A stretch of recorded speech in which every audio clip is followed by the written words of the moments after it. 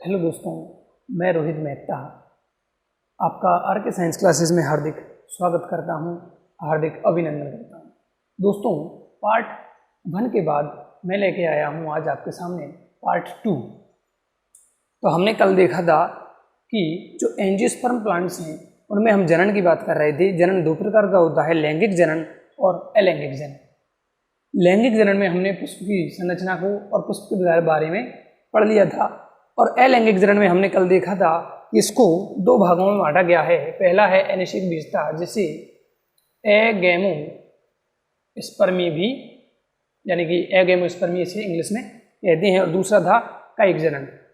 तो अनिषेक बीजता के बारे में हमने कल पूरी बात कर ली थी, यानी कि बिना निषेचन के बीज बन जाने की क्रिया को कहा जाता है अनिषेक बीजता, एगैमोस्पर्मी। और आज हम बात करेंगे दोस्तों, आज हम बात करेंगे कायिक जनन की। कायिक जनन की दो विधियां हैं, प्राकृतिक कायिक जनन और दूसरा है कृत्रिम कायिक जनन। प्राकृतिक कायिक जनन में वो विधियां आती हैं जो प्रकृति द्वारा पहले से संचालित हैं, और कृत्रिम जो कायिक जनन है उसमें वो विधियां आती हैं जो मानव द्वारा करवाई जाती हैं। तो उस कायिक जनन को मैंने यहाँ पे लिखा हुआ है। कायिक जनन दो विधियां, प्राकृतिक कायिक जनन और दूसरी है कृत्रिम कायिक जनन। प्राकृतिक जो कायिक जनन है, अच्छा, कायिक जनन की परिभाषा हमने क्या बताई थी कल, कि ऐसा जनन जिसमें बीज के अतिरिक्त कोई भी कायिक भाग, पौधे का कायिक भाग अगर जनन में भाग लेता है तो उसे कायिक जनन कहते हैं, जैसे जड़, तना, पत्ती। तो देखिए, प्राकृतिक जनन की विधियों में अगर तनों की हम बात करते हैं तो कुछ पौधों के तने ही क्या करते हैं, बीज तो नहीं होंगे, बीज के अतिरिक्त कायिक भाग से जनन करना है तो तनों से अगर नया पौधा बन रहा है तो उसे तनों द्वारा कायिक जनन कहते हैं। इसके एग्जाम्पल है कंद। कंद जो होता है उसका एग्जाम्पल आता है आलू। अब हमें ये कंद, प्रकंद, शल्ककंद, घनकंद, भूस्तारी, ऊपरी भूस्तारी, अंत्य भूस्तारी, इनके बारे में कोई चर्चा नहीं करनी है, और हमारी बुक केवल क्या दे रही है, सिर्फ एग्जाम्पल्स दे रही है। तो हमें सिर्फ एग्जाम्पल्स याद करने हैं। कंद का एग्जाम्पल आलू, इसका स्क्रीनशॉट ले लें आप, इसको नोट कर लें, और इनके सीधे हमें एग्जाम्पल्स याद करने हैं। जैसे कंद का एग्जाम्पल है आलू, प्रकंद अदरक, शल्ककंद का प्याज है, लहसुन है, घनकंद अरबी, इसके बाद एक और आता है जमीकंद, भूस्तारी, भूस्तारी के एग्जाम्पल है स्ट्रॉबेरी, ऊपरी भूस्तारी का एग्जाम्पल है घास, अंत्य भूस्तारी के एग्जाम्पल है पुदीना। तो ये सिर्फ एग्जाम्पल्स याद करने हैं अपने को। तो ये तो था तनों द्वारा कायिक जनन, मतलब जब तना ही नए पौधे को विकसित कर दे तो उसको तो कहते हैं तने द्वारा कायिक जनन। अब इसके बाद तने के बाद आता है दूसरा कायिक पार्ट अपने पास, वो है जड़। तो जड़ों द्वारा कायिक जनन होता है नीम, चमेली, शीशम। जैसे मान लो हमारे पास ये नीम का कोई पौधा है, ये हमारे पास नीम का कोई पौधा है, तो जो इसकी जड़ें होंगी वहां से एक नया पौधे का निर्माण हो जाएगा, और बाद में ये जड़ यहाँ से अलग हो जाएगी और ये अलग से नया बड़ा पौधा बन जाएगा। तो जड़ों द्वारा कायिक जनन जो होता है वो होता है नीम में, चमेली में और शीशम में। किसमें? नीम, चमेली और शीशम। इसके बाद देखिए, कुछ पौधे ऐसे होते हैं जिनकी जड़ें कंदीय होती हैं। कुछ पौधे कैसे होते हैं जिनकी जड़ें कंदीय होती हैं, जिनको हम कहते हैं कंदीय मूले। कंदीय मूले ये इंपोर्टेंट है, इस पर क्वेश्चन आ जाता है। तो कंदीय मूले किस किस में पाई जाती हैं? ये कंदीय मूले पाई जाती हैं डहेलिया में और एस्पेरेगस में। कंदीय मूले पाई जाती हैं डहेलिया में और एस्पेरेगस में। इनके एग्जाम्पल अपने को विशेष तौर से याद रखने हैं, ये वेरी इंपोर्टेंट है, इस पर क्वेश्चन पूछा जा सकता है। अभी पिछले साल 2018 में आया था इस पर अनिषेक बीजता, ये 2018 में पूछा हुआ क्वेश्चन है। अनिषेक बीजता को परिभाषित कीजिए। और अभी 2019 में आया था कि पुष्प के विभिन्न चक्रों के नाम लिखिए, जो अपन कल देख चुके हैं, बाह्य दलपुंज, दलपुंज, इसके बाद पुमंग था, इसके बाद जायंग था, ये चारों चक्रों के। इस पहले पार्ट से सिर्फ 1 नंबर का एक क्वेश्चन आता है, तो कोई ज्यादा दिक्कत नहीं है, और पार्ट बड़ा ही सिंपल है। तो जड़ों द्वारा, तनों द्वारा दोनों हो गए अपने। कंदीय मूले आपको याद रखनी है डहेलिया और एस्पेरेगस में। इसके बाद हम बात करते हैं दोस्तों पत्तियों द्वारा कायिक जनन। तो पत्तियों द्वारा कायिक जनन में हम देखते हैं, एग्जाम्पल है इसके पत्थर चट्टा। ये देखिए, पत्थर चट्टा की कुछ पत्ती ऐसी होती है, ये पत्थर चट्टा की पत्ती है, जिसको पत्थर चट्टा का दूसरा नाम है ब्रायोफिल्लम। ब्रायोफिल्लम। ये इसको अजूबा भी कहा जाता है, अजूबा। देखिए पत्थर चट्टा पत्तियों से कैसे जनन करता है कि जो इसकी पर्ण की सतह है, इसे हम पर्ण फलक कहते हैं और इसको कहते हैं पर्ण सतह। जो पर्ण की सतह है वहां से एक नया पौधा विकसित होने लग जाता है। ये जो पत्ती में जो खांच है, पत्ती की सतह पर यहाँ से एक नया पौधा विकसित होने लग जाता है और बाद में ये पौधा अलग होकर धरती में दोबारा नया पौधा बनाता है। तो इसका एग्जाम्पल हो गया, एक तो पत्थर चट्टा, ब्रायोफिल्लम या अजूबा भी जिसको कहा जाता है। इसके बाद दूसरा एग्जाम्पल इसका आता है, वो है बेगोनिया। क्या है? बेगोनिया। बेगोनिया की बात करें तो बेगोनिया में क्या होता है दोस्तों, इसकी जो पत्ती होती है बेगोनिया की वो कुछ ऐसी होती है।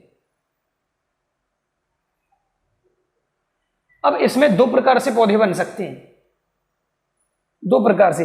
इस संरचना को हम कहते हैं इसको पर्णवृंत। जैसे कल हमने देखा था कि पुष्प का जो डंठल होता है उसको कहते हैं पुष्पवृंत, वैसे ही इस पत्ती के डंठल को कहते हैं पर्णवृंत। और इसके बाद ये होती हैं सिराएं पत्ती में। तो इसमें जो नया पौधा बनेगा वो एक बनेगा पर्णवृंत से और दूसरा बनता है कहां से, ये जो पत्ती पर सिराएं हैं उनसे। एक तो कहां से बनेगा, पर्णवृंत से, और दूसरा बन सकता है पर्णों की सिराओं से। इसमें बनता है पर्ण फलक के सिरे से, किनारे से, जो खांच है वहां से। लेकिन इसमें बेगोनिया में बनता है एक तो पत्ती की सिरा से और दूसरा पर्णवृंत से। तो ये दो एग्जाम्पल हैं इसमें, एक तो पत्थर चट्टा है और दूसरा है बेगोनिया।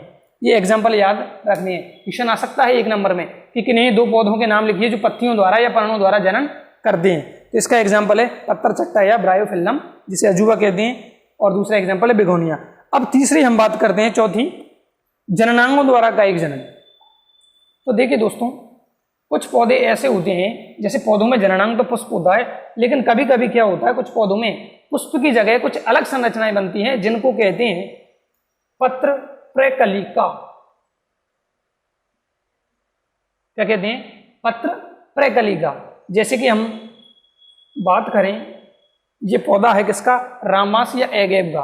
तो इसमें पुष्प नहीं बनता बल्कि कुछ ऐसी कुछ संरचनाएं बन जाती हैं, इसको कहते हैं पत्र प्रकलिका। तो इनके द्वारा अगर पौधे कायिक जनन करते हैं तो इसे कहते हैं जननांगों द्वारा कायिक जनन। जैसे कि रामास जिसको एगेब भी कहते हैं और दूसरा है रतालू जिसको डायोस्कोरिया भी कहते हैं। तो जननांगों द्वारा रामबास एगेब में और रतालू डायोस्कोरिया में। तो ये दोस्तों हमने बात की कायिक जनन की प्राकृतिक तनों द्वारा, कंद, प्रकंद, सल्ककंद, घनकंद। इसके बाद ऊपरी भूस्तारी, भूस्तारी और अंत भूस्तारी, इनकी बात कर ली, इनके एग्जाम्पल अपने को याद रखने हैं। इसके बाद जड़ों द्वारा में हमने एक देखा था कंदीय मूल, डहलिया और एस्पेरेगस, वो इंपोर्टेंट तरीके से याद रखनी है। पत्तियों द्वारा पत्थर चट्टा, ब्रायोफिल्लम या अजूबा, बेगोनिया में, और जननांगों द्वारा रामबास, एगेब और रतालू में। इसके बाद अच्छा, ये प्राकृतिक कायिक जनन हमारा कंप्लीट हो चुका है। इसके बाद हम बात करेंगे कृत्रिम कायिक जनन की। तो इसका मैं चार्ट बना देता हूं एक बार, फिर मिलता हूं। हेलो दोस्तों, वेलकम बैक। तो हमने प्राकृतिक कायिक जनन की बात कर ली थी, अब हम बात कर रहे हैं कृत्रिम कायिक जनन की। तो कृत्रिम कायिक जनन को जो मानव द्वारा करवाया जाएगा उसको 3 पार्टों में बांटा गया है, या 3 प्रकार से हम इस कृत्रिम कायिक जनन को करवा सकते हैं। इसमें पहली तो है कर्तन, या जिसे कहते हैं कलम, कटिंग। तो कटिंग द्वारा, दूसरा है लेयरिंग, दाब लगाकर, और तीसरा है ग्राफ्टिंग, रोपण द्वारा। तो ठीक है दोस्तों, अपने पास कृत्रिम कायिक जनन को 3 भागों में बांट दिया है, कर्तन या कटिंग द्वारा, दूसरा है दाब लगाना या लेयरिंग, और तीसरा है रोपण यानी कि ग्राफ्टिंग द्वारा। अब देखिए भाई, कलम हम पत्ती की तो लगा नहीं सकते, तो 2 प्रकार में इसको बांट दिया गया है। पत्ती की कलम नहीं लगा सकते, केवल किसकी लगा सकते हैं, एक स्तंभ की लगा सकते हैं और दूसरी हम जड़ की लगा सकते हैं। तो अगर हम तने की कटिंग लेकर लगा रहे हैं तो उसको कहेंगे स्तंभ कटिंग, स्तंभ कर्तन। इसके एग्जाम्पल है गन्ना है, गुलाब है, इसके बाद अंगूर है, बोगनविलिया है, बोगनविलिया फूलों का पौधा है एक शानदार। तो स्तंभ द्वारा गन्ना है, गुलाब है, इनमें कायिक जनन करवा सकते हैं। इसके बाद मूल कर्तन द्वारा, यानी कि इसमें मूल कर्तन में हम किसकी कटिंग लगाएंगे, मूल की। तो अगर मूल की कटिंग लगा रहे हैं तो उसको कहेंगे मूल कर्तन। इसके एग्जाम्पल हैं नींबू, अमरूद, सेब आदि। तो ये हो गई हमारी कटिंग। कटिंग बोले तो कलम लगा सकते हैं हम स्तंभ की और जड़ की। अगर स्तंभ की कलम लगा रहे हैं तो उसको स्तंभ कर्तन कहते हैं। इसके एग्जाम्पल है गन्ना है, गुलाब है, बोगनविलिया है, अंगूर है। और मूल कर्तन यानी कि इसमें कटिंग किसकी लगाएंगे, जड़ की या मूल की लगाएंगे, जैसे कि नींबू, अमरूद, सेब, चेरी आदि। इसके बाद हम दूसरी विधि की बात करते हैं जो कि है दाब लगाना या लेयरिंग। अब दाब लगाने की दो विधियां हैं, एक है टीला दाब और दूसरी है वायु दाब। एक है टीला दाब और दूसरी है वायु दाब। टीला दाब में हम क्या करते हैं, मिट्टी का टीला बनाते हैं। जैसे कि ये मान लो कोई पौधा है, इस पर पत्तियां लगी हुई हैं, ये पत्तियां लगा दी हैं मैंने।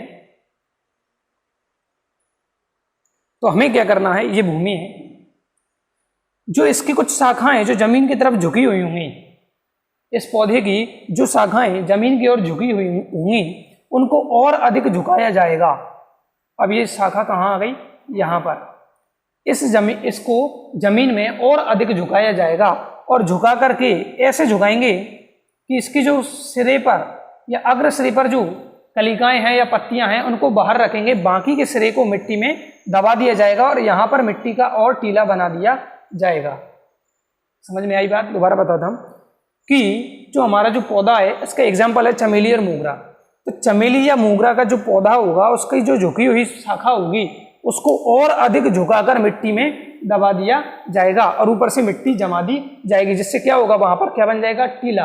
तो इस विधि में हमने क्या किया, टीला बनाया है।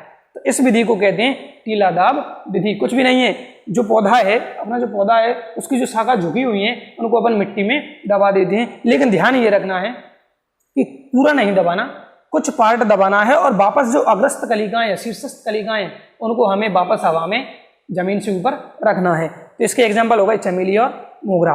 समझ में आया दोस्तों? इसके बाद हम बात करते हैं दूसरी विधि है वायु दाब। इस विधि में क्या करते हैं, इस विधि में जो बड़ी बड़ी शाखाएं होती है बड़े बड़े वृक्षों के लिए उपयोगी है। जैसे ये कोई वृक्ष की शाखाएं हैं, यहाँ पर कोई वृक्ष है, तो हम इस विधि में क्या किया जाता है वो देखिए कि इसकी जो छाल होगी, इसकी जो छाल होगी वृक्ष की, इस टहनी की, उस छाल को हटा देंगे।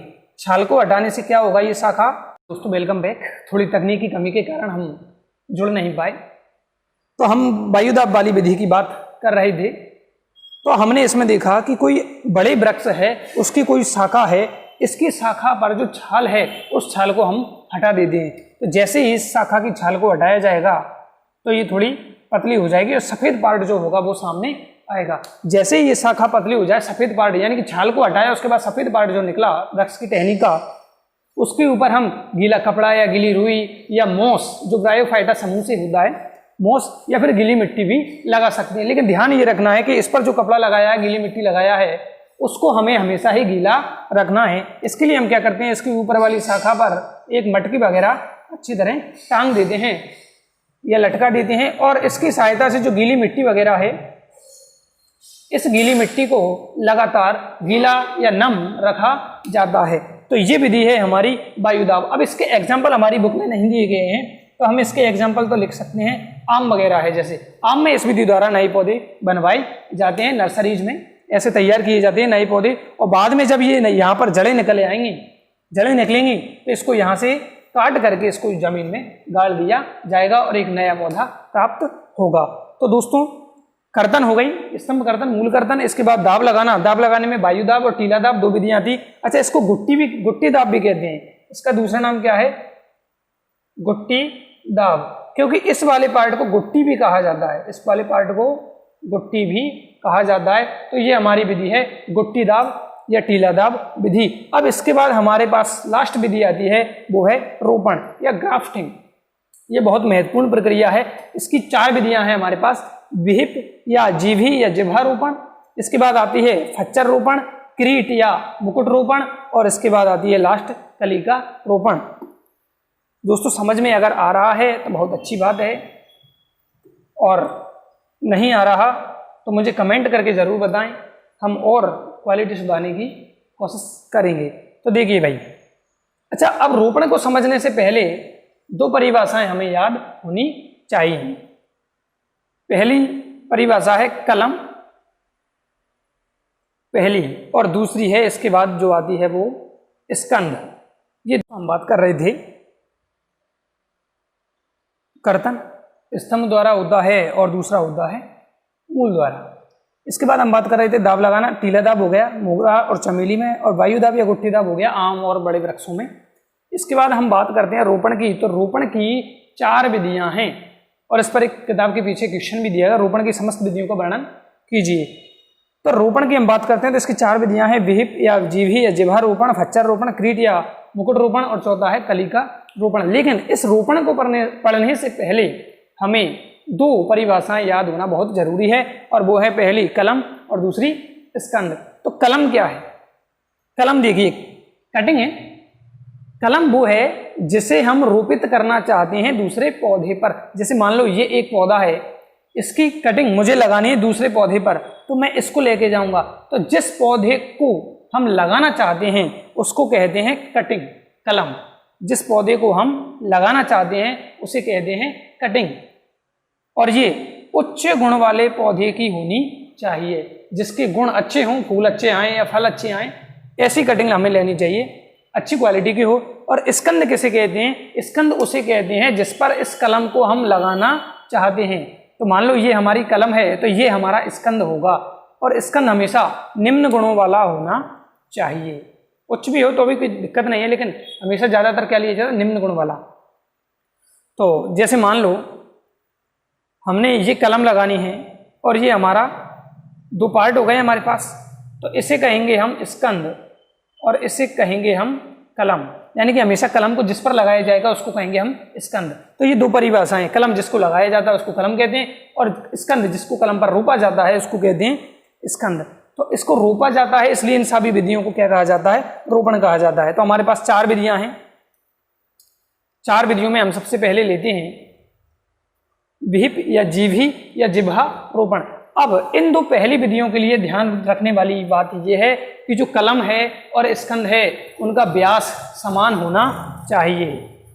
कलम और स्कंद दोनों का व्यास समान होना चाहिए। मान लो ये कलम है और ये हमारा स्कंद है, तो इन दोनों का व्यास समान होना चाहिए। अब इसको रोपते कैसे हैं वो देखिए। जो कलम को स्कंद पर कैसे रोपा जाता है, ये हमने ले लिया स्टॉक, स्कंद, ये है हमारा स्कंद। अब इस पर रोपा कैसे जाए? डायरेक्ट तो रख नहीं देते, तो इस पर हमें लगाना पड़ता है चीरा। चीरा कैसा लगाएंगे? चाकू की सहायता से लगाया जाएगा। और वो चीरा कैसा लगाया जाएगा? ये चीरा यूं,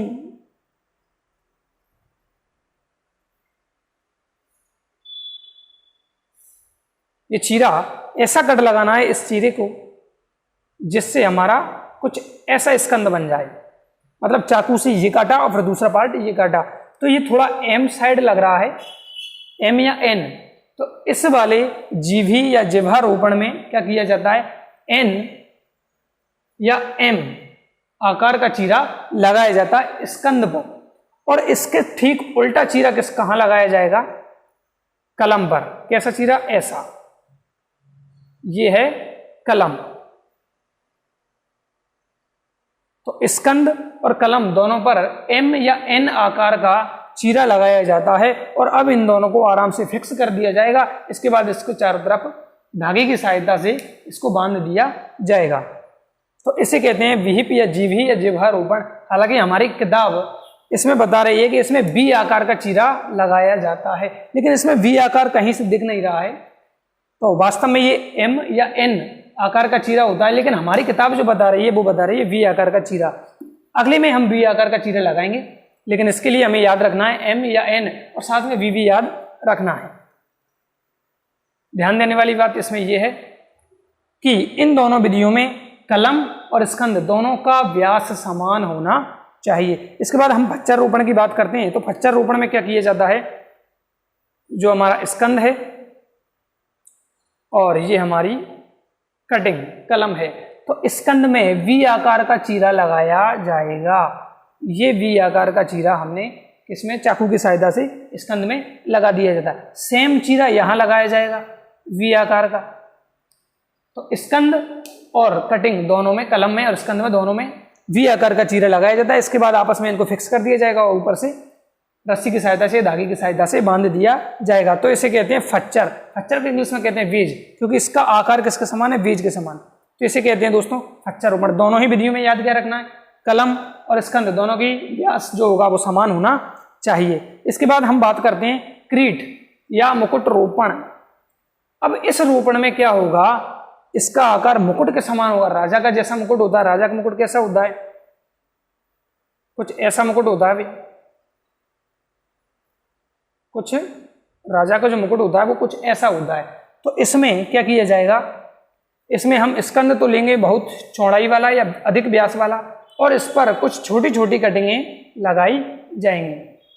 तो इसका आकार कैसा दिखाई देगा, राजा के मुकुट जैसा।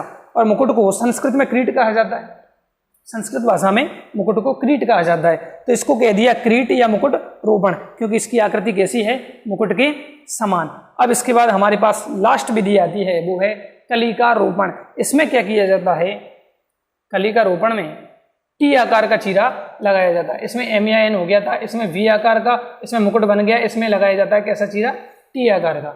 तो इसमें हम टी आकार का चीरा लगाएंगे। देखिए कैसे, ये हमने कोई ली है कटिंग कलम, और ये हमने लिया है स्कंद।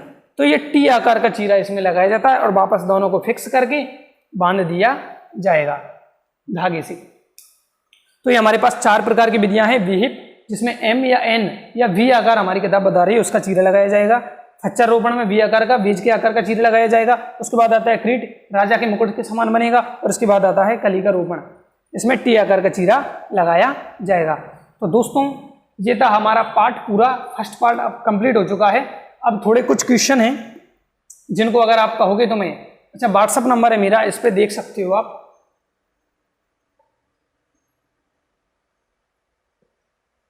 ये मेरा व्हाट्सअप नंबर है, इस पे आप मुझे मैसेज कर सकते हैं। मैं इस पार्ट के फोटो खींचकर आपको डाल दिया करूंगा, या एक ग्रुप हम बना लेंगे जो 12th के स्टूडेंट होंगे उनके लिए। तो मैं इसके अगर क्वेश्चन आंसर चाहिए तो इस नंबर पे मुझे मैसेज करें, मैं इसके क्वेश्चन आंसर आपको दे दूंगा। तो दोस्तों हमने इस पूरे पहले पार्ट को कंप्लीट कर लिया है, जिसमें हमने की पढ़ा एंजियोस्पर्म पौधे क्या होते हैं, कहाँ से आए एंजियोस्पर्म, आर.एच. व्हिटेकर ने जो बताया वहीं से हैं। इसके बाद अब इस पार्ट में हमने जनन की बात की। जनन की 2 विधियां होती हैं, लैंगिक जनन और अलैंगिक जनन। लैंगिक जनन हमने कल पढ़ ली थी, जिसमें कुछ संरचना पढ़ी थी। अलैंगिक जनन को 2 भागों में बांटा गया, एनिषेक बीजता और कायिक जनन। एनिषेक बीजता का मतलब होता है एगैमोस्पर्मी, यानी जब बीज का निर्माण बिना निषेचन के हो जाए तो उसको एनिषेक बीजता कहते हैं। अब कायिक जनन की बात करते हैं तो 2 विधियां होती हैं, प्राकृतिक कायिक जनन और कृत्रिम कायिक जनन। प्राकृतिक कायिक जनन में हमने जड़, तना, पत्ती ये सब देखे थे, चौथा जन्नांग देखा था। तने की बात करते हैं तो तने में कंद, प्रकंद, शल्ककंद, घनकंद, फिर भूस्तारी, ऊपरी भूस्तारी, अंत भूस्तारी, इनके सबके एग्जांपल दे दिए। जैसे कंद का एग्जांपल था आलू, प्रकंद का था अदरक, ऐसे सबके हमने एग्जांपल ले लिए थे।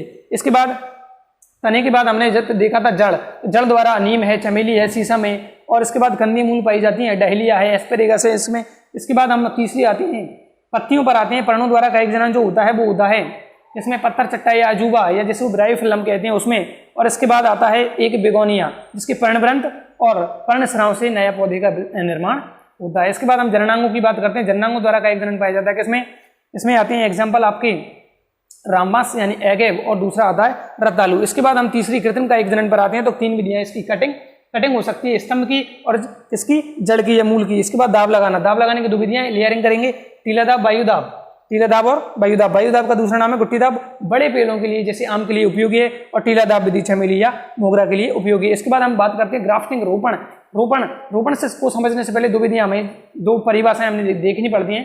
एक होती है कलम, जिसे इंग्लिश में CN भी कहते हैं, कलम को अंग्रेजी में CN कहा जाता है, और जो स्कंद होता है उसको स्टॉक कहा जाता है। तो 4 विधियां हैं रोपण की, विहिप, जीभी, एन या एम, या हमारी बुक के अनुसार वी आकार का चीरा। फच्चा रोपण में वी आकार का चीरा लगाया जाता है। क्रीट राजा के मुकुट जैसा लगता है, इसमें स्कंद क्या होगा, अधिक व्यास वाला होगा, और कलम छोटी छोटी व्यास वाली होंगी, और कलिका रोपण में टी आकार का चीरा लगाया जाता है। ये सारे हमारे पूरा कंप्लीट पार्ट हो चुका है।